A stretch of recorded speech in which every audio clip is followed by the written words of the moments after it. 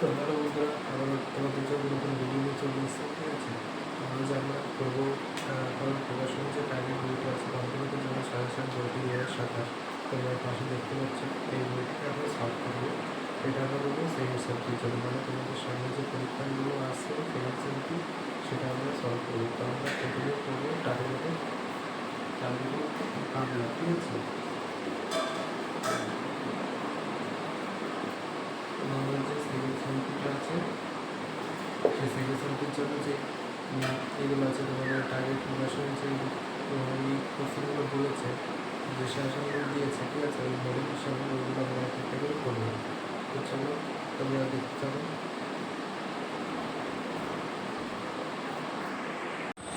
তো বন্ধুরা, যে চলে এসছে আবার ব্যাক স্ক্রিনে। ঠিক আছে, তোমাদের আগের দিন তোমরা তো জানোই যে এখন আমাদের সেকেন্ড সেমটি এই এক্সাম টেস্টটা চলছে।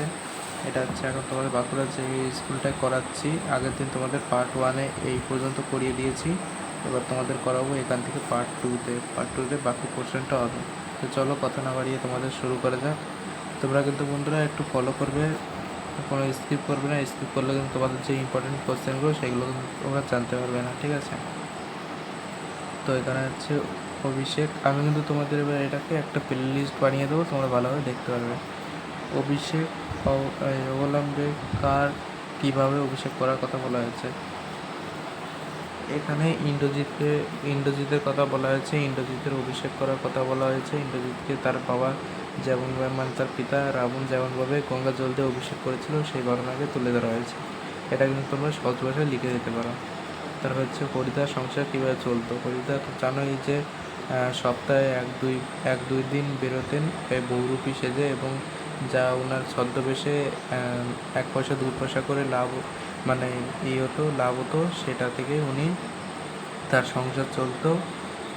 ঠিক আছে, উনি কিন্তু মাঝে মধ্যে উপোস করেও থাকতেন। তিনি যদি চান একটা চাকরি জোগাড় করতে পারতেন, আমরা এই জানতে পেরেছি গল্পটি পড়ে। কিন্তু তিনি তার পছন্দ না চাকরি, গরিবাদার চাকরি, এই কারণে তিনি বহুরূপী সেজে বেড়াতেন। হয়ে গেল এটা পুরো সহজে। আরও বিস্তারিত জানতে তোমরা বইটিকে দেখতে পারো। তারপর হচ্ছে নাটক কবিতায় প্রাপ্ত সিরাজউদ্দৌলার পরিচয় দাও। সিরাজউদ্দৌলা হলো, এটা তোমরা সিরাজউদ্দৌলার থেকে ভালোভাবে পড়তে পারবে। তোমাদের আমি একবার নোটে দেখিয়ে দিচ্ছি। ঠিক আছে,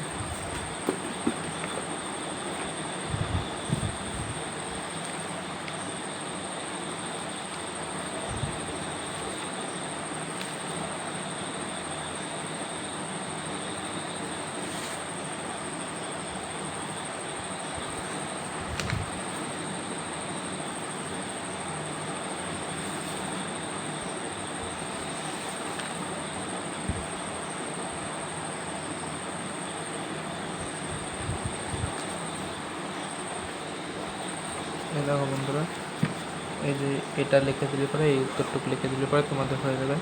এটাকে তোমরা ভিডিও পজ করে তোমরা দেখতে পারো। দেখো, এটা তোমাদের সব কিছু দেওয়া আছে। ঠিক আছে, দেড় কত বন্ধু তো, মানে উনি দুর্বল মানুষ ছিলেন, A to Z সব কিছু দেওয়া আছে। তোমরা এটা উত্তর লিখে দেবে, তোমাদের হয়ে যাবে। ঠিক আছে, তো এটা হয়ে গেল। তারপর হচ্ছে কারা কীভাবে সিরাজের সাথে বিশ্বাসঘাতকতা করেছিলেন। তার সবার যে সদস্য, তারা কিন্তু তার সাথে বিশ্বাসঘাতকতা করেছিলেন বিভিন্নভাবে, বিভিন্ন কলকাতায়, মানে তারা যে শত্রু দল তার সাথে তিনারা যোগাযোগ রাখতেন কীভাবে সিরাজউদ্দৌলা কি ক্ষতি করা যায়, এই চেষ্টাই করতেন তিনারা। এটা আমি দেখছি ওর নোটে পাওয়া যায়, তো দেখাচ্ছি।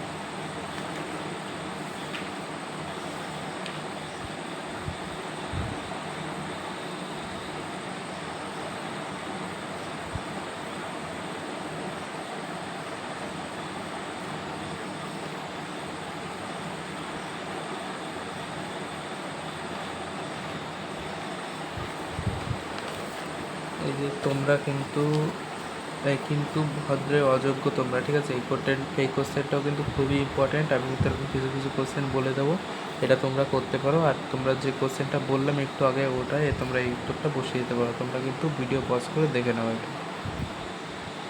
তো ঠিক আছে বন্ধুরা, চলো পরের ভিডিও দেখা যাক, মানে পরেরটুকু দেখা যাক।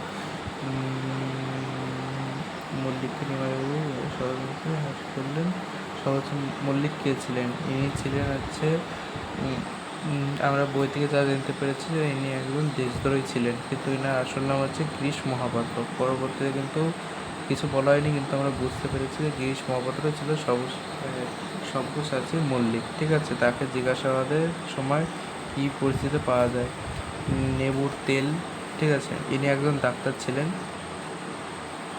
যখন এনাকে জিজ্ঞাসাবাদ করা হয় তখন তার খুবই অদ্ভুত চেহারা দেখা যায় তাকে। যেমন মাথায় ছিল নেবুর তেল, নেবুর মধ্যে বেরোচ্ছিল, এবং চোখগুলি ছিল গভীর জলাশয়ের মতন, এবং তার চেহারা ছিল খুবই পাতলা, খুবই রোগা, এবং তার পোশাক ছিল বিভিন্ন মানে খুবই অদ্ভুত রঙিন পাঞ্জাবি পরা, এবং পায়ের হাঁটু পর্যন্ত সবুজ মোজা দেওয়া, এবং পায়ের যে জুতো ছিল তার নিচে লোহার নল লাগানো। ঠিক আছে, এরকমই কিছু অদ্ভুত পাওয়া যায়, কিছু অদ্ভুত তথ্য পাওয়া যায়। এটা তোমাদের আমি নোটে দেখিয়ে দিচ্ছি, তোমাদের আর কি সুবিধা হবে। এই দেখো, এই যে এই কোশ্চেনটা পুরো হুবহু কোশ্চেন, এটা তোমরা পজ করে দেখে নাও এবং উত্তরটাও তোমরা দেখে নাও। ঠিক আছে, তোমাদের সবটা দেখানো এটা কিন্তু খুবই ইম্পর্টেন্ট। ঠিক আছে, তোমাদের তো সবটা দেখানো মানে লিখে দেখানো সম্ভব নয়, এই কারণে আমি তোমাদের দেখিয়ে দিচ্ছি উত্তরগুলো। তারপরে হরিদার চারিত্রিক বৈশিষ্ট্য দাও। হরিদা মানে কি করতেন, কীভাবে তার দিন চলতেন, কী করেছিলেন, কত কী রোজগার হয়েছিল, এইসব। এটাও কিন্তু খুবই ইম্পর্টেন্ট কোশ্চেন। এরা তোমার এবারবার 2026 সালে মাধ্যমিকে দিয়েছিল। এটা কিন্তু খুবই সোজা। ঠিক আছে, তোমরা একটু গল্পটা বললে পরেই তোমরা কিন্তু পেরে যাবে।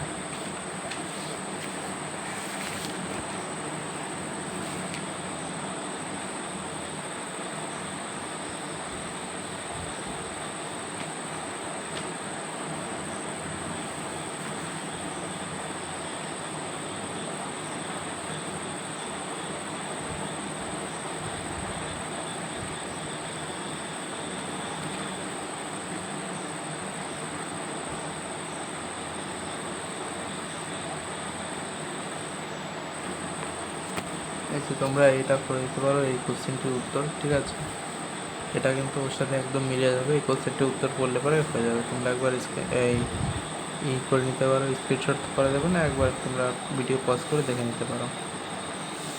চলো বন্ধুরা, হয়ে গেল। পরেরটা দেখি। অভিষেক অনলাইন ইন্দ্রজিৎ ও রাবণের কথা পরিচয় দাও। এটা খুবই সোজা, এটা তোমরা পেয়ে যাবে, নোট বই পেয়ে যাবে। তারপরে হচ্ছে প্রলয় উল্লাসের কবিতায় পটভূমি বিশ্লেষণ করো।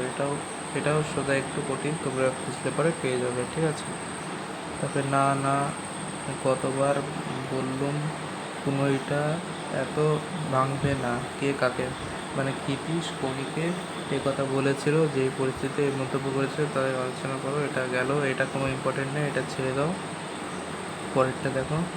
ক্ষিতীশ সারা সকাল অ্যাপেলোর অপেক্ষা করেছে, কোনি আজও আসেনি। কোনিকে, কোনি ছিল হচ্ছে ক্ষিতীশের ছাত্রী, যাকে ক্ষিতীশ যাকে সাঁতার শেখায়। ক্ষিতীশ কী জন্য অপেক্ষা করেছিল? তাকে সাঁতার শেখানোর জন্য।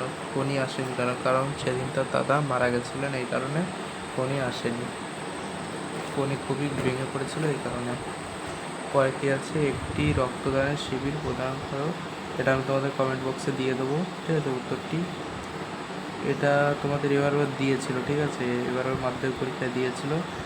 আর একটি পথ দুর্ঘটনা প্রতিবেদন লেখো। এটাও খুবই সোজা, দুটোই আমি তোমাদের প্রোভাইড করে দেবো, কোনো চিন্তা নেই। তোমাদের আমি এই কোশ্চেনটার উত্তর আমি দেখিয়ে দিচ্ছি, দাঁড়াও।